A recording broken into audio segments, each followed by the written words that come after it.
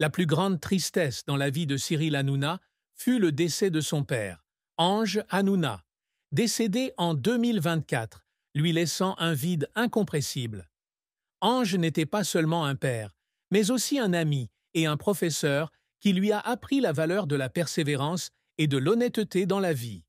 Né en 1947 en Tunisie, Ange et Esther ont immigré en France en 1969, apportant avec eux l'espoir d'une vie meilleure pour leur famille. Il a ouvert une petite clinique au Lilas, a travaillé sans relâche pour soutenir Cyril et sa sœur Yaël, encourageant toujours son fils à poursuivre ses rêves malgré les ressources limitées de la famille. Cyril se souvient avec tendresse des soirées passées avec son père dans la petite maison, où Ange lui racontait des histoires sur la Tunisie, sur les jours difficiles qu'il avait surmontés pour construire une carrière médicale. C'est Ange qui a reconnu le talent de Cyril, lorsque le garçon de 10 ans a commencé à fredonner des chansons et à écrire de courts poèmes sur des bouts de papier. Il a donné à Cyril un vieux micro de la clinique en disant « Mon fils, ta voix t'emmènera loin ». Mais un matin de janvier 2024, Ange décède subitement d'un accident vasculaire chez elle, au Lilas. La nouvelle est tombée à Cyril alors qu'il se préparait pour une séance de tournage de TPMP à Paris. L'assistant a appelé, la voix tremblante, pour dire que son père était décédé sans lui dire au revoir. Cyril laissa aussitôt tout tomber et retourna au Lilas, mais à son arrivée, il n'eut que le temps de voir son père allongé immobile sur le lit d'hôpital, son doux visage maintenant froid et sans vie. Il s'agenouilla à côté du corps de son père, les larmes coulant de manière incontrôlable, serrant le vieux microphone que son père lui avait donné, le dernier souvenir qu'il avait gardé de l'homme le plus important de sa vie. Il se reprochait de ne pas avoir passé plus de temps avec son père dans ces dernières années, d'avoir laissé le travail lui voler les précieux moments qu'ils auraient pu partager. Après les funérailles, Cyril est tombé dans une dépression prolongée, a annulé de nombreuses séances d'enregistrement, s'est enfermé dans sa chambre à Paris, a serré son micro dans ses bras et a pleuré jusqu'à ne plus avoir de larmes. Cette tristesse ne l'a jamais quitté, même s'il essayait de la cacher avec des sourires à la télévision. Chaque fois qu'il mentionnait son père dans l'émission, il s'étranglait et son cœur souffrait de cette perte irréparable. La carrière de Cyril Hanouna est une longue histoire de talent naturel, de persévérance acharnée et de larmes silencieuses versées dans l'obscurité. Il a commencé son parcours médiatique à la fin des années 1990, alors qu'il était un jeune homme timide mais ambitieux à Paris. Avec sa voix engageante, son style comique naturel et sa capacité à se connecter avec le public, il a rapidement attiré l'attention dans les coulisses. En 1997, à l'âge de 23 ans, il travaille comme stagiaire à la Comédie, chaîne, écrivant des publicités et assistant le groupe d'humour Robin des Bois. Ce fut un début modeste, mais c'est aussi là qu'il a appris à faire rire et pleurer le public avec lui. Le véritable tournant survient en 2010, lorsqu'il fonde la société de production H2O Productions et sort « Touche pas à mon poste » sur France 4. L'émission, qui a débuté comme un talk-show pour petits médias, est rapidement devenue un phénomène lorsqu'elle a été diffusée sur D8, plus tard C8, en 2012, attirant des millions de téléspectateurs chaque soir grâce au style d'animation unique de Cyril. Son plus grand succès professionnel a été de transformer TPMP en un empire télévisuel, une émission qui non seulement divertissait, mais reflétait également la société française moderne.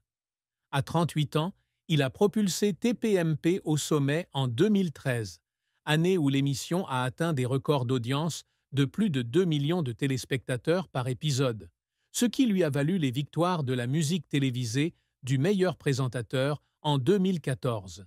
Il n'était pas seulement l'animateur, mais aussi le producteur, sélectionnant personnellement les sujets, les invités et façonnant le contenu, faisant de TPMP un espace où tout le monde, des politiciens aux artistes, voulait apparaître.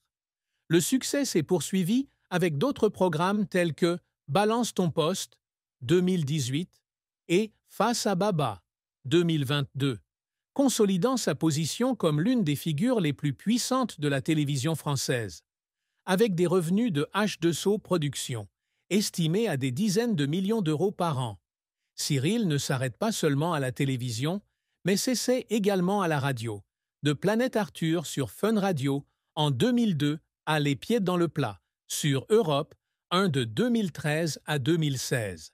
Il joue également dans des films comme La vérité si je mens, 3, 2012, et produit de nombreux projets parallèles, comme Objectif Top Cent sur son padel de prédilection.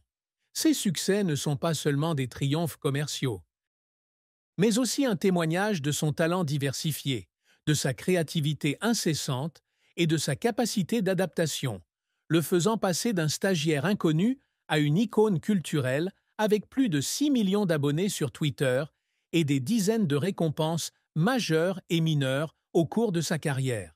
Cependant, sa carrière n'a pas toujours été rose. Durant ses premières années à Paris, il est confronté à de nombreux échecs. Un projet télévisé dans lequel il a investi beaucoup d'efforts en 2001, une émission humoristique sur M6 intitulée Morning Live, a échoué lamentablement, n'étant diffusée que quelques mois avant d'être annulée en raison de faibles audiences. Il a passé des mois à se préparer, empruntant même de l'argent à sa mère pour investir dans du matériel.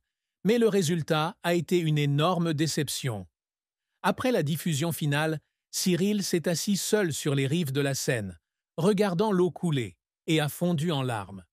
Non pas parce qu'il a raté l'occasion, mais parce qu'il avait le sentiment d'avoir laissé tomber son père, qui avait toujours cru qu'il réussirait. Il se demandait s'il devait abandonner son rêve et retourner travailler comme banquier, comme ses parents l'avaient souhaité. Les efforts pour le faire pleurer ne s'arrêtèrent pas là. En 2016, à 42 ans, Cyril décide de produire La Grande Darka, une nouvelle émission humoristique sur C8. Il voulait prouver qu'il pouvait se réinventer, en écrivant le scénario, en choisissant les acteurs et en supervisant chaque étape de la production. Il a passé des mois en studio, travaillant jusqu'à l'épuisement pour perfectionner chaque épisode, espérant que ce serait un tournant. Mais la série n'a pas réussi à obtenir le succès escompté, a été critiquée par les critiques pour son manque de créativité et a été rapidement annulée après une saison. Tard dans la nuit, après avoir lu des critiques négatives, Cyril était assis seul dans son bureau chez H2O Productions, les larmes coulant sur ses joues. Il n'a pas pleuré à cause de l'échec du programme, mais parce qu'il sentait qu'il n'était pas assez fort pour se surmonter, tout comme il avait été impuissant lorsque son père avait rencontré des difficultés dans ses derniers jours. Bien qu'il se soit rétabli plus tard avec TPMP et d'autres projets, la douleur de ces échecs reste une partie indélébile de sa carrière. Cyril Hanouna s'efforce toujours d'accomplir de plus grandes choses dans sa vie, non seulement pour prouver son talent, mais aussi pour tenir la promesse qu'il a faite à son père qu'il ferait quelque chose de grand. Pour lui, la télévision n'est pas seulement une carrière, mais un moyen pour lui de se connecter avec le public, de raconter des histoires sur la vie, la joie et la tristesse. L'un de ses plus grands objectifs est de faire de TPMP un programme intemporel, un héritage culturel dont les générations futures se souviendront. Il passe des mois à observer la société française, des manifestations des Gilets jaunes aux événements politiques, pour amener des sujets brûlants dans l'émission, comme lorsqu'il a invité Éric Zemmour en 2021 et a créé un débat controversé qui a attiré des millions de téléspectateurs. Il souhaitait également laisser un héritage à la jeune génération d'artistes et à ses deux enfants, Bianca et Lino. Dans les dernières années de sa carrière, il investit dans des projets caritatifs, comme en reversant tous les bénéfices du single « Petit Baba Noël » de 2016 à l'association Les Anges de la Rue, qui vient en aide aux enfants sans abri. Je ne fais pas de la télévision pour être célèbre, mais pour vous montrer que la vie vaut la peine d'être vécue, a-t-il déclaré à des milliers de personnes lors d'un événement caritatif à Paris en 2020. N'arrêtez jamais de rêver, car c'est le rêve qui vous fait avancer. Ce dicton n'est pas seulement une leçon pour les autres, mais aussi un rappel pour vous-même. Remportez le prix.